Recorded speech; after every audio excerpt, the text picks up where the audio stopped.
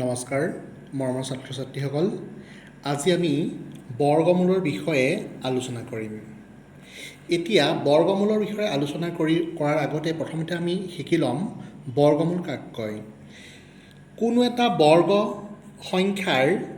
দুটা একে উৎপাদকৰ যিকোনো এটাক সেই নিৰ্দিষ্ট সংখ্যাটোৰ বৰ্গমূল বোলে উদাহৰণস্বৰূপে আমি এনেদৰে লিখিব পাৰোঁ 9টোক আমি এনেদৰে লিখিব পাৰোঁ 3 into 3 বা আমি এনেকেও ক'ব পাৰোঁ -3 into -3 এতিয়া আমি এনেদৰে লিখিম এতেকে 9ৰ বৰ্গমূল এতেকে 9ৰ বৰ্গমূল সমান +-3 এতিয়া আমি জানিব লাগিব বৰ্গমূল সদায় +-3 দিয়া হয় এতিয়া আমি যদি ওপৰৰ উদাহৰণলৈ চাওঁ কাৰণ ইয়াত +3 দুটা ইনটু কৰিলেও 9 হৈছে বা -3 দুটা ইনটু কৰোঁতেও 9 হৈছে সেয়েহে বৰ্গমূল ধনাত্মকো হ'ব পাৰে ঋণাত্মকো হ'ব পাৰে অৰ্থাৎ আমি বৰ্গমূলত +- দিব লাগিব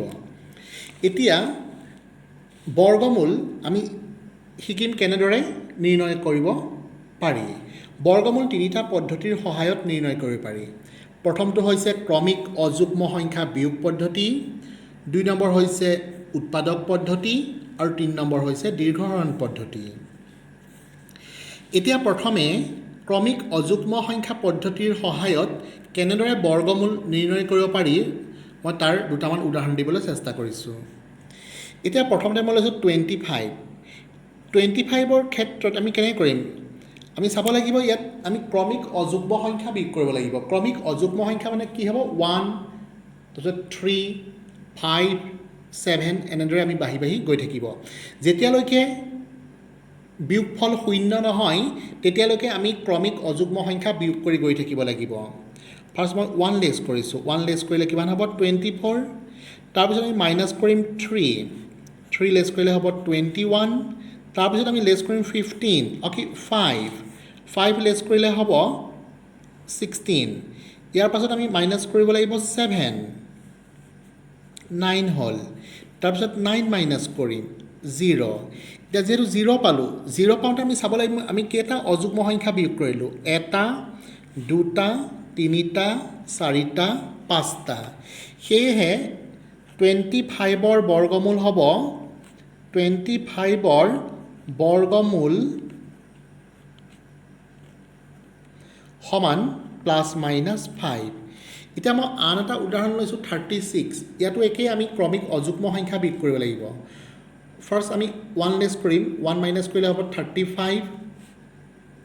ইয়াৰ পিছত আমি মাইনাছ কৰিম 3 মাইনাছ কৰিলে হ'ব 15 -3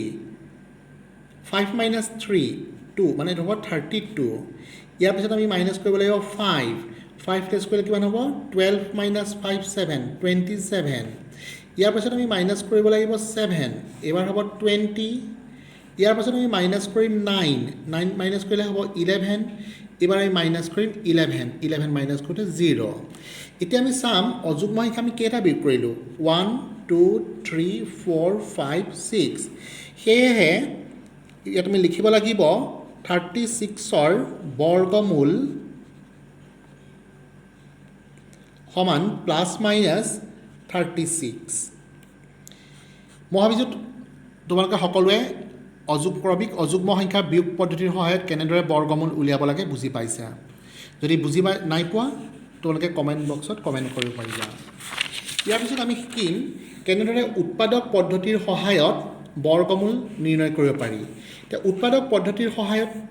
বৰ্গমূল নিৰ্ণয় কৰিবলৈ প্ৰথমে আমি সেই নিৰ্দিষ্ট সংখ্যাটোৰ মৌলিক উৎপাদক উলিয়াই ল'ব লাগিব তোমালোকে সকলোৱে নিশ্চয় মৌলিক উৎপাদক উলিয়াব পাৰিবা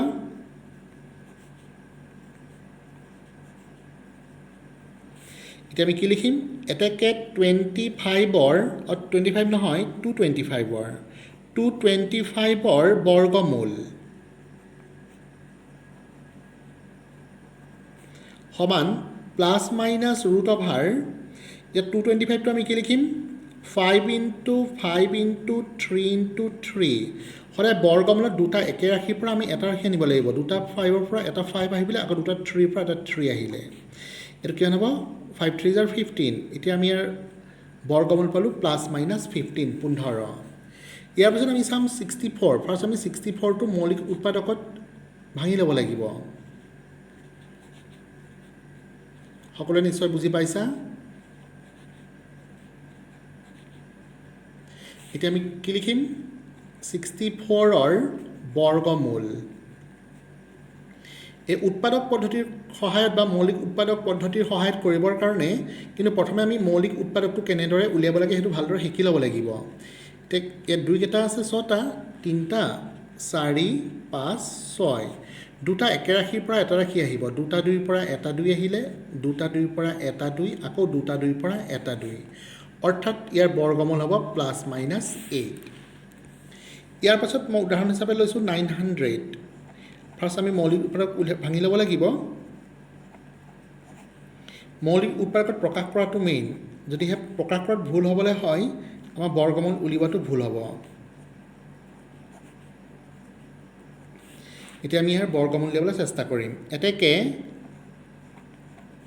900ৰ বৰ্গমূল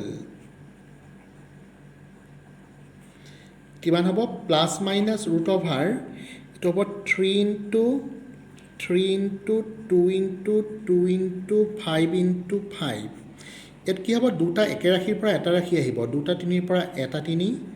দুটা 2ৰ পৰা এটা 2 আকৌ দুটা 5ৰ পৰা এটা 5 অৰ্থাৎ 5 দুগুণ 10 10 3 গুণ 30 ইয়াৰ মই শেষৰ উদাহৰণ লৈছোঁ 15,625 প্ৰথমে আমি ইয়াৰ মৌলিক উৎপাদক ভাঙি ল'ব লাগিব বা মৌলিক উৎপাদকত প্ৰকাশ কৰি ল'ব লাগিব 3 5 এইটো 5ৰে যাব 5 3 গুণ 15 5 1 গুণ 5 5 2 গুণ 10 5 5 গুণ 25 আকৌ 5 যাব 5 6 গুণ 30 5 2 গুণ 10 5 5 গুণ 25 5 1 গুণ 5 5 2 গুণ 10 5 5 গুণ 25 5 2 গুণ 10 5 5 গুণ 25 আকৌ 5 5 গুণ 25 এতিয়া আমি কি লিখিম এটাকে 15,625ৰ বৰ্গমূল সমান +-√, 5 into 5 into 5 into 5 into 5 into 5 ইয়াত কি হ'ব দুটা একে ৰাশিৰ পৰা এটা ৰাশি আহিব দুটা 5ৰ পৰা এটা 5 লিখিছোঁ দুটা 5ৰ পৰা এটা 5 লিখিছোঁ আকৌ দুটা 5ৰ পৰা মই এটা 5 লিখিছোঁ এইটো পূৰণ কৰিলে কি হ'ব 125 মই ভাবিছোঁ তোমালোকে এই উৎপাদক পদ্ধতিৰ সহায়ত কেনেদৰে বৰ্গমূল নিৰ্ণয় কৰিব লাগে সকলোৱে ভালদৰে বুজি পাইছা ইয়াৰ পিছত আমি একেবাৰে শেষৰ পদ্ধতিটো অৰ্থাৎ দীৰ্ঘহৰণ পদ্ধতিৰ সহায়ত কেনেদৰে বৰ্গমূল নিৰ্ণয় কৰিব লাগে আমি সেয়া শিকিম মই প্ৰথম উদাহৰণ হিচাপে লৈছোঁ 15,625 তোমালোকে ভালদৰে মন কৰিব 15,625 ইয়াত আমি চাব লাগিব দশমিক আছে নেকি ইয়াতো দশমিক নাইকিয়া দশমিক নাথাকিলে আমি সোঁফালৰ পৰা দিম এনেকৈ আহিব সদায় মনত ৰাখিবা এই মাত্ৰাটো আমি দুটা ওপৰত দিম আৰু শেষত এটা ওপৰত থাকিলে আমি এটা ওপৰত দিব লাগিব এতিয়া আমি ইয়াত দেখা পালোঁ প্ৰথম মাত্ৰাটো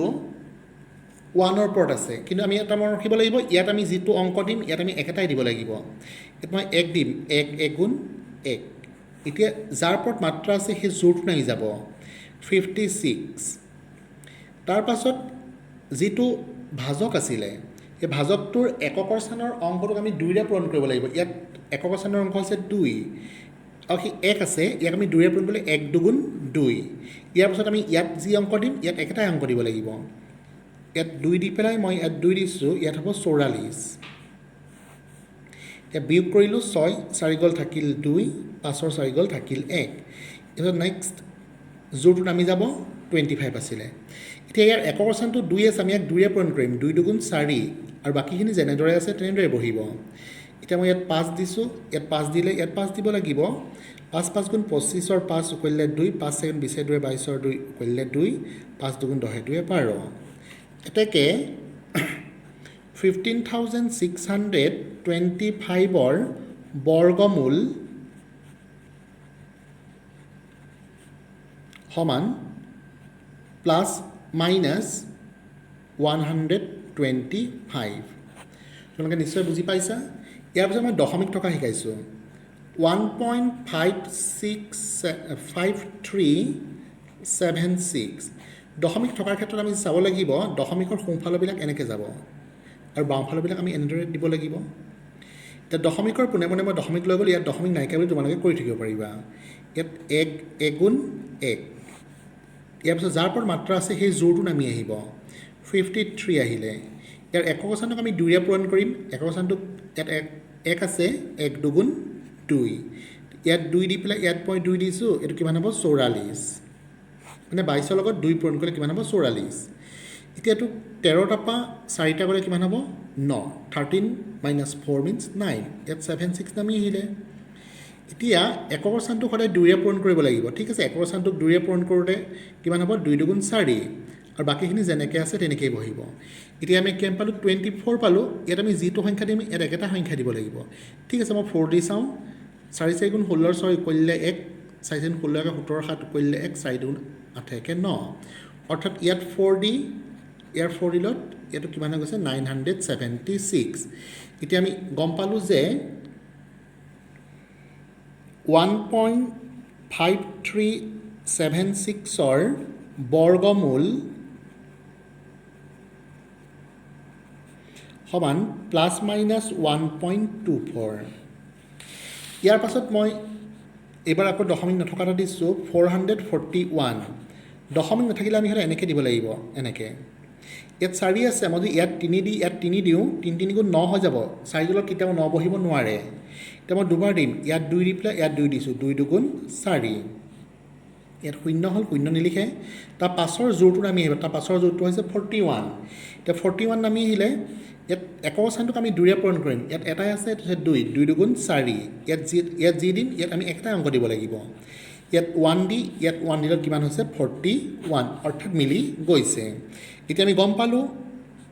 441ৰ বৰ্গমূল 441ৰ বৰ্গমূল সমান ±21 তোমালোকে নিশ্চয় বুজি পাইছা এতিয়া মই শেষৰ উদাহৰণ হিচাপে লৈছোঁ 151.29ৰ ইয়াত দশমিকৰ পোনে পোনে দশমিক গুচি যাব এতিয়া দশমিকৰ এনেকৈ দিব লাগিব আৰু এইফালৰখিনি এইফালে আহিব 1 এগুণ 1 নেক্সট নামি আহিব 51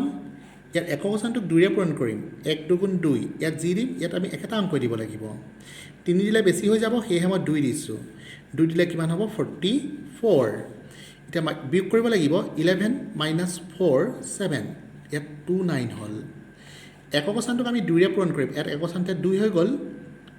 2 দুগুণ 4 আৰু ইয়াত 2 বহিব এইবাৰ আমি 3 দি চাওঁ 3 3 গুণ 9 3 4 গুণ 12 2 কৰিলে 1 3 দুগুণ 6 একে 7 অৰ্থাৎ আমি গম পালোঁ 151.29ৰ বৰ্গমূল সমান ±12.3 মই ভাবিছোঁ তোমালোকে এই গোটেই পদ্ধতিকেইটা নিশ্চয় বুজি পাইছা যদি বুজি নাই পোৱা তোমালোকে দুবাৰমান ভালদৰে চাবা আৰু চালে হয়তো তোমালোকে বুজি পাবা আৰু যদি তোমালোকৰ এই ভিডিঅ'টো ভাল লাগিছে তোমালোকে শ্বেয়াৰ কৰিবা আৰু কমেণ্ট কৰিবা ধন্যবাদ